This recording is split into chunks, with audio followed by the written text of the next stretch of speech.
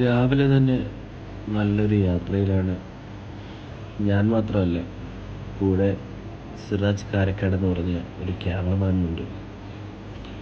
രാത്രി വിളിച്ചിട്ടാണ് എന്നോട് പറഞ്ഞത്, അതിരാവിലെ ഒരു ഷൂട്ടിംഗ് ഉണ്ടടാ, ഒരു പോസ്റ്റ് വെഡിങ് എടുക്കണം, അത് ചിറായി ബീച്ചിൽ തന്നെ പോകണമെന്ന്.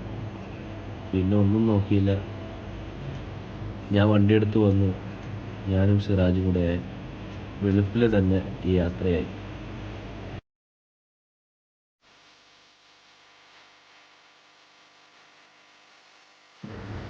അങ്ങനെ യാത്രക്കൊടുവിൽ ഞങ്ങൾ ചിറായി ബീച്ചിലെത്തി. ഞങ്ങളെത്തി, പക്ഷേ ഞങ്ങൾക്ക് ഫോട്ടോ എടുക്കേണ്ടത് വന്നില്ല. അപ്പം അവർക്ക് വേണ്ടി ഞങ്ങൾ കാത്തു നിൽക്കുകയാണ്. അപ്പം വന്ന ഉടനെ ഞങ്ങൾ അവരെ നിർത്തി ഫോട്ടോ എടുത്ത് തകർക്കുന്നതായിരിക്കും. പക്ഷേ അവർ വരാൻ ഇനിയും സമയമെടുക്കും. ഇതിൻ്റെ ഇടെ ഞങ്ങൾ രാവിലെ ഇറങ്ങിയതല്ലേ, ഒരു ചായയൊക്കെ കുടിച്ചാലോ.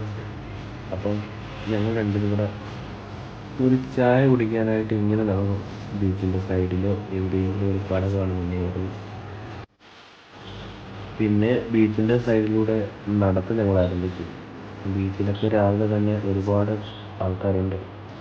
അവസാനം ഒരു റെസ്റ്റോറൻറ്റ് കണ്ടു. പക്ഷേ ഈ റെസ്റ്റോറൻറ്റിൽ കയറിയാൽ ഞങ്ങൾക്ക് മുതലാകില്ല എന്ന് മനസ്സിലാക്കി അതിൻ്റെ തൊട്ടടുത്ത് തന്നെ ചെറിയൊരു ചായക്കട ഞങ്ങൾ കണ്ടു.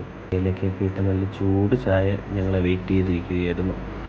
ചായ കുടിച്ച് താമസിക്കേണ്ട, അതിനു മുമ്പേ അവരുടെ കോൾ വന്നു, അവരെത്തിയെന്ന്. പിന്നെ ഒന്നും നോക്കില്ല, ക്യാമറ ബാഗിൽ നിന്നും ക്യാമറ എടുത്തു.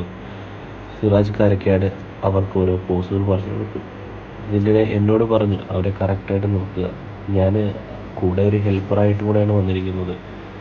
അങ്ങനെ ഞാനും കുറച്ച് ആശയങ്ങളും കാര്യങ്ങളും ഞാനും പറഞ്ഞു കൊടുത്തു. അപ്പോൾ അതിനനുസരിച്ച് സിറാജും അവരെ നിർത്തി. ഇപ്പം നമ്മൾ നേരത്തെ കണ്ട ആ ഒരു റെസ്റ്റോറൻ്റാണ് നമ്മൾ ബാക്കിൽ കാണുന്നത്. നല്ല തിരമാലകളുണ്ട്, കടലിൻ്റെ സൈഡിലാണ് നമ്മൾ നിൽക്കുന്നത്.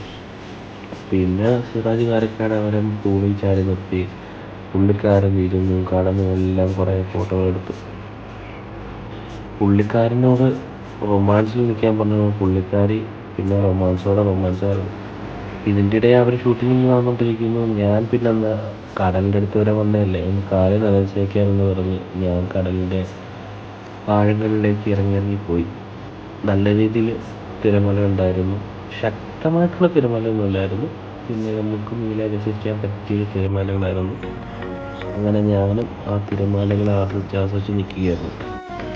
ഇതിൻ്റെ ഇടയിൽ വേറൊരു കാഴ്ച എൻ്റെ കണ്ണിൽ കുടുങ്ങി. വേറൊന്നുമല്ല, ഒരു പ്രായമായിട്ടുള്ള വ്യക്തികൾ തന്നെ കടലിൻ്റെ സൈഡിൽ നിന്നും മണ്ണ് വാരി, എന്താ ആവശ്യത്തിനാണെന്ന് എനിക്കറിയില്ല, അവർ ചാക്കിലാക്കി കടത്തുകയാണ്.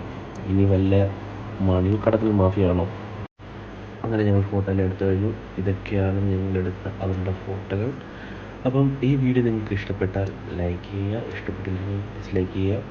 പിന്നെ നിങ്ങളുടെ വിലയേറിയ നിർദ്ദേശങ്ങൾ ഞങ്ങളുടെ കമൻറ്റിലൂടെ അറിയിക്കുക. പിന്നെ നിങ്ങൾ ഈ ചാനൽ ആദ്യമായി കാണുന്നതെങ്കിൽ സബ്സ്ക്രൈബ് ചെയ്യാൻ മറക്കരുത്. അപ്പം എല്ലാവർക്കും നന്ദി, നമസ്കാരം.